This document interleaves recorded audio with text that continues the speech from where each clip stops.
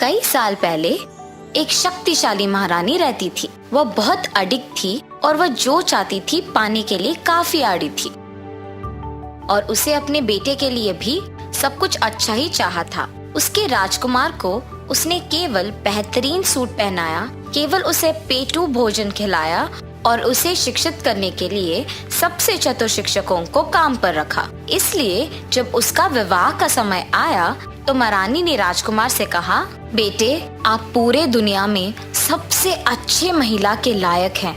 बस किसी भी सुंदर चेहरे के लिए व्यवस्थित ना हो। एक राजकुमार को एक राजकुमारी से ही शादी करना चाहिए। राजकुमार ने अपने माँ की बात सुनी। एक असली राजकुमारी सिर्फ एक राजा और रानी की बेटी नहीं, बल्कि एक असली राजकुमारी नाजुक और परिष्कृत होती है और केवल बेहतरीन खाद्य पदार्थें खाती है। वह अच्छी तरह से शिक्षित है और केवल सबसे अच्छे पुस्तकों और कविताओं को पढ़ती है।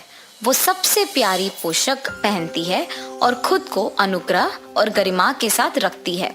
लेकिन पहले बात आप ध्यान देंगे, एक असली राजकुमारी में एक परी की आवाज होती है। दिमाग में इन शब्दों के साथ राजकुमार ने अपने राजकुमारी की तलाश में अपने नौकरों के साथ सेट किया। कई दिनों तक यात्रा करने के बाद वह दूसरे राज्य में पहुंचे। जब वह महल में आया तो उसने खुद को पड़ोसी राज्य के राजकुमार के रूप में पेश किया। जब वह राजा और रानी से मिला तो वे तुरंत ही इस बात से प्रभावित हो गए कि वह कितना सुंदर और विनम्र था और उन्होंने सोचा कि राजकुमार को अपनी बेटी से मिलवाना एक अच्छा विचार होगा। उनकी राजकुमारी जो अभी तक शादी नहीं की थी, वे राजकुमार को राजकुमारी के अध्ययन कक्ष में ले आए, जहां वह कविता पढ़ने में व्यस्त थी। राजकुमार उसे देखकर खुश हो गया, पर जब राजकुमारी ने बात किया तो उसका आवाज बहुत कर्कश थी। उन्होंने वहां से जाने का फैसला किया और अचानक ऐसे करने के लिए उन्हें बुरा लगा, लेकिन उसने खुद को याद दिलाया कि उसकी माँ ने उसे क्या सिखाया।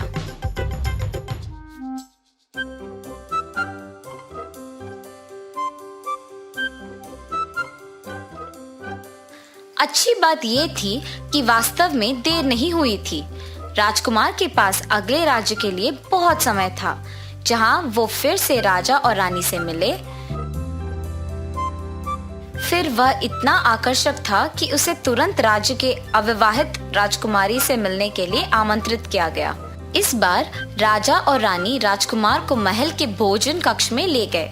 यहाँ राजकुमारी भी बहुत सुंदर थी, लेकिन जब राजकुमार ने प्रवेश किया तो उसने मुश्किल से उन्हें देखा, क्योंकि वह अपने चेहरे और हाथों से टपकता हुआ भोजन लेकर खाने में व्यस्त थी। राजकुमार ने फिर से जाने का फैसला किया।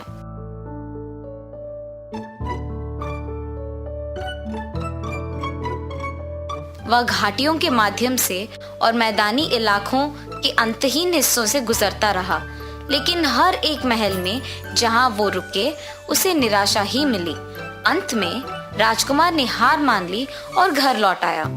अभी भी अविवाहित हैं और अपनी लंबी यात्रा से बहुत निराश हैं। जब वह अपने महल में पहुंचे तो उसके माँ और पिता ने उसका अभिवादन किया। राजकुमार ने यात्रा की पूरी कहानी अपने माता पिता को बताई।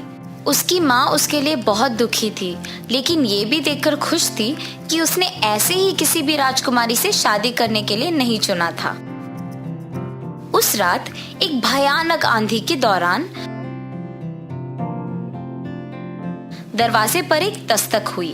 एक नौकर दरवाजे पर जवाब देने गया और एक युवती बाहर खड़ी थी, एक भारी लबादा पहने, बारिश से भीगा हुआ। राजकुमार अतीत में चलने वाला था, लेकिन जब उसने उस युवती का आवाज सुनी तो वह अपने पटरियों पर रुक गया। उसने नौकर को समझाया, मेरा ड्राइवर बारिश में खो गया और हमने आपके महल से रोशनी देखी। क्या आप हमें रात को आश्रय देने के लिए पर्याप्त होंगे? उसके पास एक परी की आवाज थी और राजकुमार तुरंत जानता था कि यही उसकी राजकुमारी होनी चाहिए। वह तेजी से भागा और नौकर को बहलाया। राजकुमार ने उनका सम्मान करते हुए उनको साथ रहने का स्वागत किया। मुझे अपना कोट लेने की अनुमति दे, जब उसने अपने सिर पर हुड वापस खींच लिया तो राजकुमार ने सोचा कि वह सबसे खूबसूरत महिला थी जिसे उसने अपने जीवन में कभी नहीं देखा था। राजकुमार बहुत उत्साहित था। वो अपने माँ के पास दौड़ा ये बताने के लिए कि क्या हुआ था, लेकिन उसकी माँ ने झांसा दिया।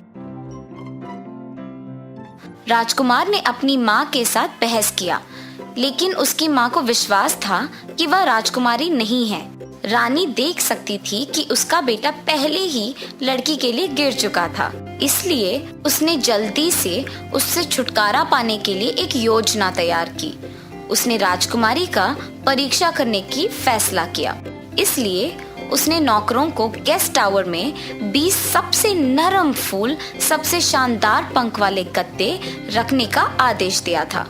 उसने एक एकाल बिना पका हुआ मटर लिया और उसे बिस्तर के ठीक बीच में रख दिया। राजकुमार अतिथि को उसके कमरे में लेके गए, जहां उसे बिस्तर पर चढ़ने के लिए एक सीढ़ी की आवश्यकता थी।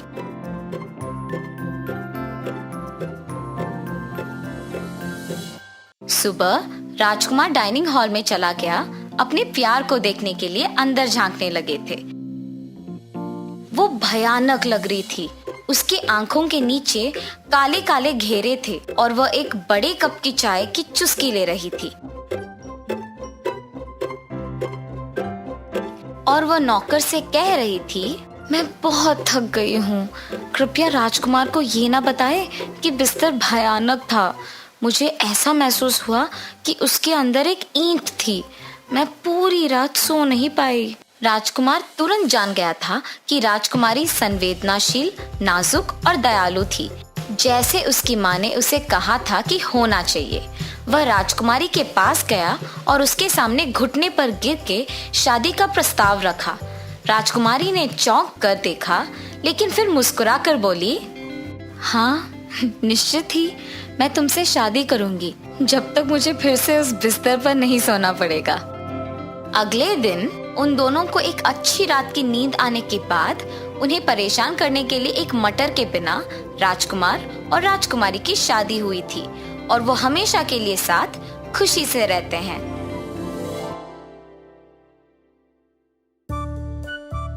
एक बार एक आदमी और उसकी पत्नी रहते थे। उनके पास कोई संतान नहीं थी। एक दिन जब पति दूर था, पत्नी ने पालने में लकड़ी की एक बड़ी छड़ी रख दी और उसे पत्थर मारना शुरू कर दिया और गाने लगी। शीघ्र ही उसने देखा कि छड़ी के हाथ और पैर थे। आनंद से भरकर वह फिर से झूमने और गाने लगी। वह लंबे समय तक ऐसा करती रही और जब उसने फिर से देखा तो लकड़ी की छड़ी की बजाय पालने में एक प्यारा सा लड़का था। महिला ने बच्चे को उठाया और उसे खिलाया पिलाया। वह अब उसका अपना बेटा था। उसने उसका नाम पीटर रखा और पहनने के लिए छोटे छोटे कपड़े दिए और एक टोपी भी बनाई। पीटर बड़ा होकर एक प्यारा सा लड़का बन गया। एक दिन पीटर अपना कोट पहनकर नदी पर मछली पकड़ने के लिए एक नाव में बैठ गया। दोपहर के समय उसकी माँ नदी के किनारे गई और उसे अपने पास बुलाया। पीटर, पीटर, अपनी नाव को किनारे ले आओ जरा। मैं तुम्हारे लिए खाने के लिए एक केक लाई हूँ। तब पीटर ने अपनी नाव से कहा, छोटी नाव, थोड़ा पास जाओ, थोड़ा पास जाओ। नाव किनारे तक तैर कर गई। पीटर ने केक लिया और दोबारा मछली पकड़ने चला गया। अब ऐसा हुआ कि एक भयानक चुड़ैल बाबा यागा पास में झाड़ियों में छुपी थी। इसलिए महिला के घर जाने के बाद बाबा यागा ने थोड़ी देर प्रतीक्षा की और फिर वह नदी के किनारे पर गई और वहाँ छिप गई और पीटर को बाहर बुलाया। पीटर, पीटर, अपनी नाव को किनारे पर ले आओ, क्योंकि मैं तुम्हारे लिए एक छोटा केक लाई हूँ। लेकिन जब पीटर ने उसकी आवाज सुनी, जो बहुत खुरदरी और ऊंची सी थी, तब उसे पता था कि उसे बुलाने वाली उसकी माँ नहीं कोई चुड़ैल है, इसलिए उसने फटाफट कहा, छोटी नाव, थोड़ी दूर तैरो, थोड़ी दूर तैरो। फिर यह नाव बाबा यागा की पहुंच से बहुत दूर जाकर तैर रही थी। चुड़ैल ने जल्द ही अनुमान लगाया कि मामला क्या था और वह एक लोहार के पास चली गई जो जंगल में दूर रहता था। बाबा यागा ने लोहार से कहा, लोहार, मेरी बात सुनो। मेरी जितनी जल्दी हो सके थोड़ी नाजुक आवाज करो या मैं तुम्हें भस्म कर दूंगी। लोहार डर गया था। उसने उसकी आवाज को मधुर बना दिया और बाबा यागा वापस नदी में भाग गई। वहाँ वो किनारे के पास छिप गई और अपनी नई आवाज में पुकारा, पीटर, पीटर, अपनी नाव को किनारे ले आओ, क्योंकि मैं तुम्हारे लिए खाने के लिए छोटा केक लाई हूँ।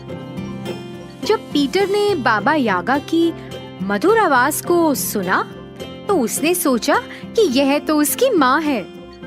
इसलिए उसने अपनी नाव से कहा, छोटी नाव, थोड़ा पास जाओ, थोड़ा पास जाओ। फिर छोटी नाव किनारे पर आई। पीटर ने चारों तरफ देखा, लेकिन कोई भी नहीं दिखा। वह सोचने लगा कि उसकी माँ कहाँ चली गई और उसकी तलाश करने के लिए वह अपनी नाव से बाहर निकल गया।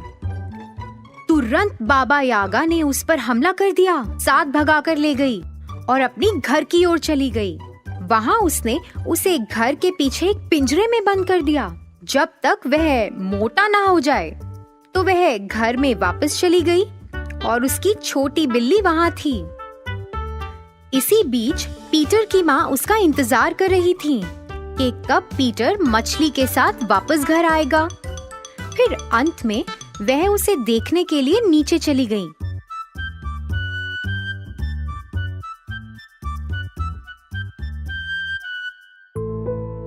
वहाँ उसकी नाव खाली किनारे पर पड़ी थी और उसके चारों तरफ बाबा यागा के पैरों के निशान थे और पेड़ों और झाड़ियों को तोड़ दिया गया था जहाँ से वह दोनों गुजरे थे। तब माँ जान गई थी कि एक चुड़ैल ने उनके छोटे बेटे को अगवा कर लिया है। वह रोते रोते घर वापस आई। पीटर की माँ के घर पर एक बहुत वफादार नौकरानी थी और जब उस लड़की ने अपनी मालकिन को रोते हुए सुना तो उसने पूछा कि मामला क्या है। पीटर की माँ ने उसे सब कुछ बताया जो उसने नदी के किनारे देखा था और वह निश्चित थी कि बाबा यागा पीटर के साथ कहीं छुप गई है। मालकिन, आप दुखी ना हो, मुझ में ऊर्जा बनाए रखने के लिए थोड़ा केक दे दो और मैं पीटर को ढूंढकर वापस यहाँ पर आऊंगी। पीटर की माँ को थोड़ी शांति मिली। उसने अपनी नौकरानी को एक केक दिया और लड़की पीटर की तलाश पर निकल पड़ी। वह आगे बढ़ती रही और थोड़ी देर बाद वह बाबा यागा के घर पर पहुंची। उसने दरवाजा खटखटाया और बाबा यागा ने उसे खोला। तुम कौन हो और क्या चाहती हो? क्या तुम काम की तलाश कर रही हो या काम को टाल रही हो? मैं काम की तलाश कर रही हूँ। क्या आप मुझे कुछ करने के लिए काम दे सकती हैं? तुम मेरे घर में आ सकती हो और मेरे घर की सफाई कर सकती हो, लेकिन यहाँ कोई ताका झाकी करने की जरूरत नहीं है, नहीं तो तुम परेशानी में पड़ जाओगी। हा हा हा हा। लड़की अंदर गई और घर की सफाई करने लगी और बाबा यागा अपने झाड़ू पर सवार होकर जंगल की ओर उड़ गई।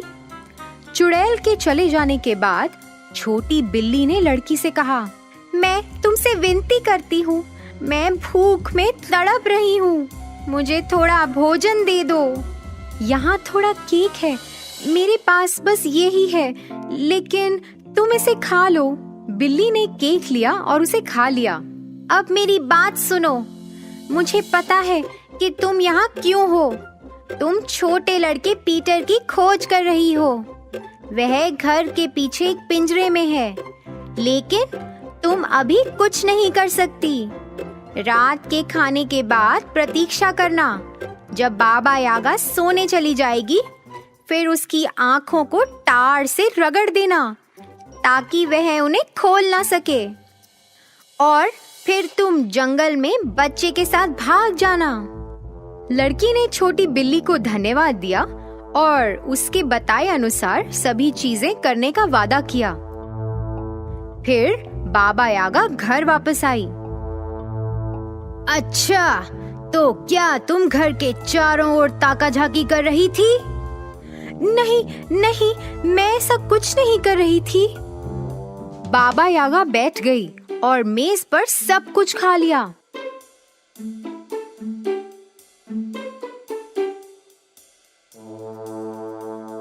यहाँ तक कि हड्डियों को भी। फिर वह लेट गई और बहुत खर्राटे लेते हुए सो गई। लड़की ने चुपचाप थोड़ा टार लिया और चुड़ैल की पलकें बंद कर दी। फिर वह बाहर गई जहाँ पीटर था और उसे पिंजरे से बाहर निकाला और वे एक साथ जंगल में भाग गए। बाबा यागा बहुत देर तक सोती रही। अंत में वह जाग गई, लेकिन वह अपनी आंखें खोल ही नहीं सकी। वे टार के कारण बंद थीं। वह बहुत क्रोधित हुई।